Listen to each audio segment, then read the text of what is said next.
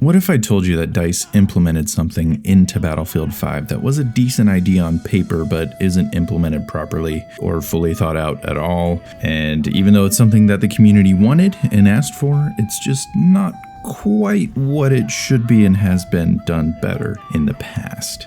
What on earth could I be talking about? Well, I'll let you know after I roll the intro, but remember, if you do enjoy today's video, to leave it a nice, thick, and juicy like. And if you enjoy content like this, as well as my other content on Assassin's Creed Valhalla, Cyberpunk 2077, or one of the many other games that I cover, then hit that big red sexy subscribe button right underneath the video. I also gotta shout out my channel members really quickly. You guys help make these videos possible, so thank you very much. If you want to join, there's a link in the description down below. So what I'm talking about is the new team balancer that was implemented into Battlefield 5. And yes, I am glad that there is a team balancer, even though in the 2 rounds that I played, neither team was all that balanced and each side curb stomped the other in back-to-back matches, but whatever, I was just kind of playing to have fun. Also, forgive me, my gameplay is terrible. I haven't played in a couple months and it just potato aim, let me tell you. But what is the issue with this new team balancer? Why is it so bad? Well, we're going to go over that because it does have implications not only on BF5, but also for Battlefield 6, which this is definitely a test for. That's why they're doing this. They're not like, oh, you know what, let's finish up BF5 real quick. They're not doing that. And one of the big issues with this is it sounds like skill-based matchmaking from Call of Duty. It's not, and it doesn't function in the exact same way. It's not a hardcore match you based off your last 5 matches kind of situation that's going on, but it sounds like it, because they break up the lobbies after every round, just like Call of Duty does. And they do this on a skill-based kind of system. I'm not exactly sure how they measure it, but they do try to rebalance the servers based on that. Again, it's not as sticky as it is in COD, but again, it's not a proper implementation of a team balancer that should be in this kind of game. And again, it sounds like skill-based matchmaking, even though it's not really, but it is. But it isn't. It's a really weird situation, and it's part of why I really don't like this implementation. And I'll go over at the end of the video kind of like just an overview of why it and a couple other things are just bad as a whole for the game. But first, let's move on to the next thing and just kind of break this down a little bit. Breaking up lobbies in the first place is a terrible idea. It's a massive thing that people complain about with SBMM and Call of Duty games, which I can't believe I have to compare Battlefield games to Call of Duty games, but here we are because we gotta soft copy things. It was a huge part of SBMM that people hated, because why would I want to break up a lobby every single round? Now, in Call of Duty, it's a little bit different. Obviously, sometimes you just want to have a chill game with the same people over and over again. That's fine. In Battlefield, there's a lot larger player base. There's a lot more people on one server than there is in a COD game. And what that means is you have a lot of people who do community events. So you might have a squad or 2 that are just trying to do a community event together, and then all of a sudden they're just broken apart and sent to different servers. That has been reported to have happened. You also have community events where the entire server is a part of one platoon. There's tons of Battlefield platoons out there that try to run these events all the time. It happens, and they get broken up. And you also have Friday Night Battlefield. That's going to be basically impossible now because you're getting moved every match. So you can see there's a lot of issues with implementing this kind of thing into a Battlefield title, and why I don't think it's a very good idea. Another thing that this hurts is the server browser. The server browser is one of my favorite parts of Battlefield. It's such a unique feature that is very, very useful, especially for people in regions where getting a good ping is difficult. Now, for me personally, I just like being able to pick a game that is based off of my preferences, whether it's the particular mode, whether it's the ping, whether it's the amount of players on a particular map. I just like being able to customize that. But for people who are in areas where having a good ping is very difficult, then getting moved after one round on the one server that you have that's any good is going to be an issue, because if you're used to having about a 80 to 100 ping, just because that's as good as it can get for you, and then all of a sudden the next round you're on a 200, 300 ping because you just got moved to an awful server somewhere else around the world, well, yeah, that's not going to be very fun. You're not going to enjoy that. You're just going to want to stay on the same server. So that's an issue. And of course, it defeats the purpose of the server browser if you get moved to a different server after the first round where you select the server you want to be on. And that's a problem, because a lot of people love the server browser. It's an extremely useful and unique tool to Battlefield that I think should be expanded upon, not reduced. So that's just a huge issue in my opinion. I don't think that it's a good idea, just for the 2 reasons I've already listed. If those were the only 2 things, I would still think that it is not a good idea. But of course, these are not the only 2 things.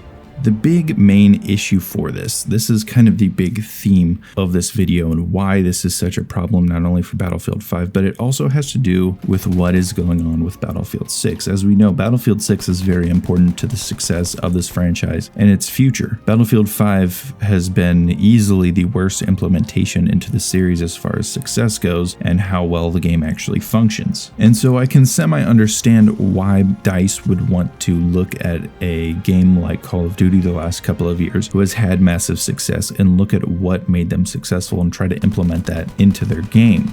But the problem is you can't directly look at both of these games and what makes each one successful and try to copy the other, because then you're going to have issues. It's not going to totally fix that game, especially if you pick the wrong things to try and copy. There are a lot of leaks that suggest that Battlefield 6 is also going for a Battle Royale mode, which isn't inherently a bad thing. There's a lot of people who love Battle Royale, but the issue is Battlefield already offers large-scale squad-based gameplay in a more unique fashion than what Battle Royale offers. So again, why focus so much on Battle Royale when you can offer something that could be more successful? Operations was insanely successful in Battlefield 1.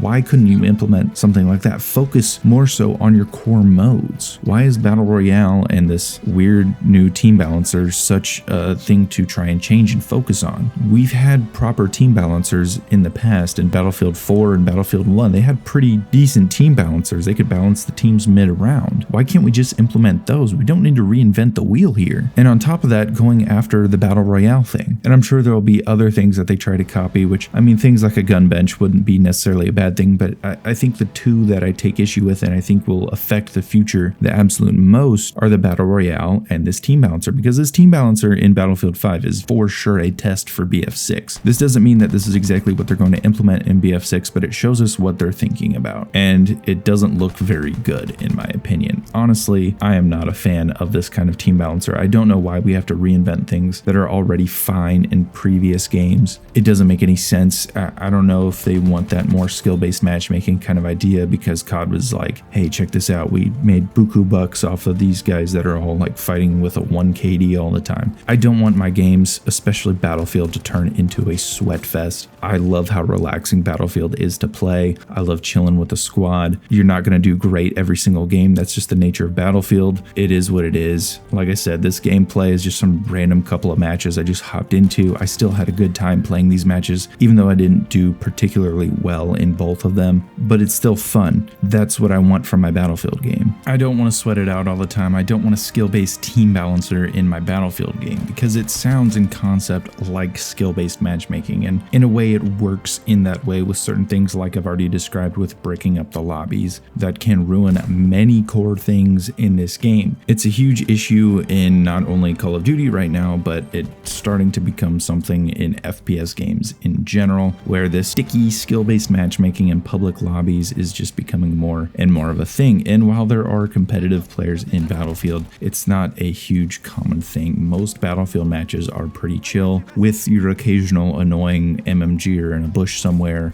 or some dude with a sniper rifle from the spawn. Yeah, those guys are annoying, but they're not FaZe Clan tryhards trying to get clips for their tryout team, professional, whatever they're trying to do. It's still a pretty lax game for the most part. A lot of people just come in just to kind of chill and do some fun stuff, play in a variety of different ways, which is a huge perk of Battlefield, just how many different ways you can play the game. People don't want to sweat it out in Battlefield. There's not a huge competitive scene in Battlefield. Like I said, there's some competitive players and they do their own events, and that's fine, but it's not something that is part of the core of Battlefield. It's not, and it shouldn't be treated in that way. I do not want to come into Battlefield to sweat. Honestly, if this skill-based stuff just keeps getting harder and more sticky, I'm just not going to play FPS games anymore. If that's how Battlefield 6 and the future Call of Duty and whatever other FPS games out there that are doing that kind of thing, there's no reason to. I'm not trying to play this game to stress over stuff. I'm not playing it to be in the fucking